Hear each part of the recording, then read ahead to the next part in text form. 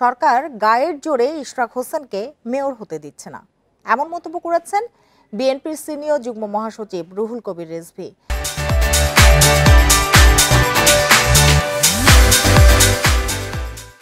মঙ্গলবার সকালে খিলক্ষেতে জুলাই গণ অভ্যুত্থানে আহত রাকিবুল হাসানকে দেখতে গিয়ে তিনি কথা বলেন। বিএনপির ভারপ্রাপ্ত চেয়ারম্যান তারেক রহমানের শুভেচ্ছা ও সহমর্মিতার বার্তা পৌঁছে দিয়ে যে কোনো প্রয়োজনে রাকিবুল হাসানের পাশে থাকার প্রতিশ্রুতি দেন তিনি। এ সময় আদালতের রায়ের পরও ইশরাককে শপথ নিতে না দেওয়ার পেছনে অন্তর্বর্তী সরকার গায়ের জোর খাটাচ্ছে বলে অভিযোগ করেন তিনি প্রশ্ন রাখেন, চট্টগ্রামে ডাক্তার শাহাদাত মেয়র হতে পারলে ইশরাকের কি দোষ? তিনি আরো বলেন, ২৪-এর গণ অভ্যুত্থানের প্রকৃত অপরাধীদের এখনো বিচারের মুখোমুখি করা হয়নি। আমাদের বয়সে অনেক ছোট, অনেক ছোট, হঠাৎ রাষ্ট্রীয় দায়িত্ব, গুরুতর দায়িত্ব পেয়ে গেছে। এই জন্য কথাবার্তার ভারসাম্যহীনতা রয়েছে।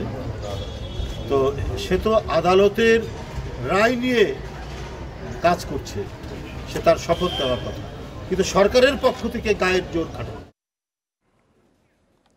ইশরাক হোসেনের শপথ গ্রহণ আটকাতে করা রুইটের শুনানি নিয়ে আরও জানাতে যোগ দিয়েছেন সহকর্মী জাহিদুল বাশার। শুনানি তো শুরু হয়ে গেছে, শুনানিতে কোন বিষয়গুলো প্রাধান্য পেতে পারে আপনার কি মনে হচ্ছে? মেয়াদ তো শেষ হচ্ছে জুনের প্রথম সপ্তাহে, সেই বিষয়টা নিশ্চয়ই উঠে আসবে।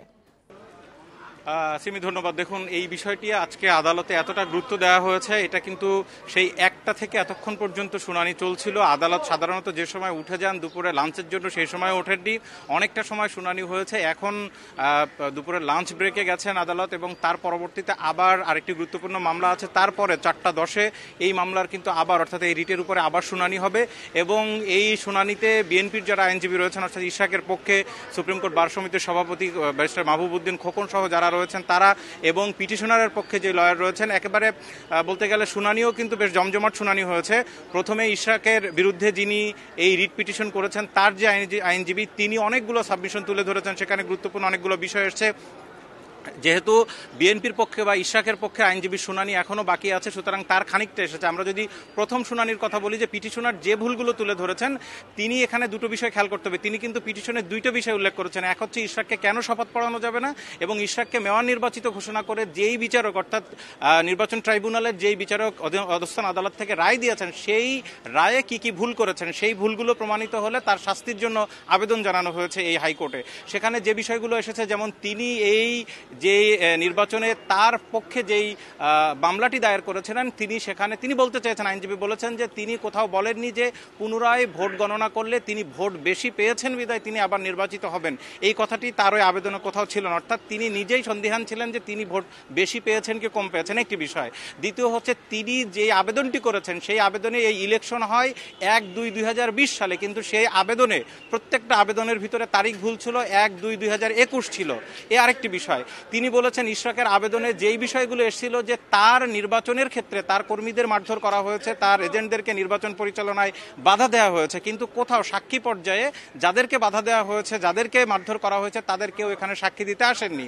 দ্বিতীয়, তৃতীয়, চতুর্থ আরেকটি বিষয় তিনি সাবমিশনে উল্লেখ করেছেন, যে এই বিষয়টি নিয়ে নির্বাচন কমিশন নিম্ন আদালতে যখন এটার উপরে শুনানি হয়, অর্থাৎ বিচারিক আদালতে, তখন নির্বাচন কমিশন কিন্তু একটা পার্টি। এখানে যেহেতু ইশরাক মামলা করেছেন, সেই মামলায় নির্বাচন কমিশন একটা পার্টি। যখন এই মামলার রায় দেওয়া হলো, সেই রায়ের পরে নির্বাচন কমিশনের উচিত ছিল এটা ফার্দার কোর্টে আপিল করার, কিন্তু নির্বাচন কমিশন সেই আপিলটি না করে, এমনকি নির্বাচন কমিশন আইন আসলে দেখানো হয়েছে বাসা, যতটুকু শুনানি হয়েছে যেটি বুঝলাম। আপনার কাছে আরেকটি বিষয় একটু জানতে চাই, এই যে শপথ ও মেয়াদকাল ঘিরে যে আইনি ও প্রশাসনিক জটিলতা তৈরি হয়েছে, তার অবসান আসলে কিভাবে হবে বা কোন প্রক্রিয়ায় হবে, কি মনে হয় আপনার কাছে? না, দেখুন, এখন বিষয়টি যেহেতু আদালতে আছে, এখানে আদালতে একটা পর্যায়ে শুনানি হচ্ছে এবং নিম্ন আদালতের রায়ে কি ভুল ছিল সেগুলো আদালতের সামনে তুলে ধরা হয়েছে।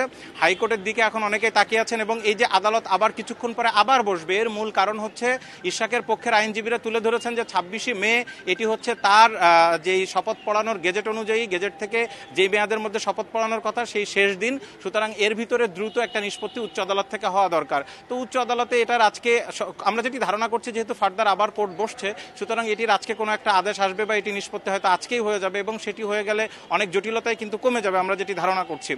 এবং সেই বিষয়টি হয়তো 4:10 দিকে যদি কোর্ট বসে তারপরেই হয়তো আরও কয়েক ঘন্টা শুনানি হবে, তার পরবর্তীতে আদালতের দিক থেকে হয়তো একটা আদেশ আসতে পারে।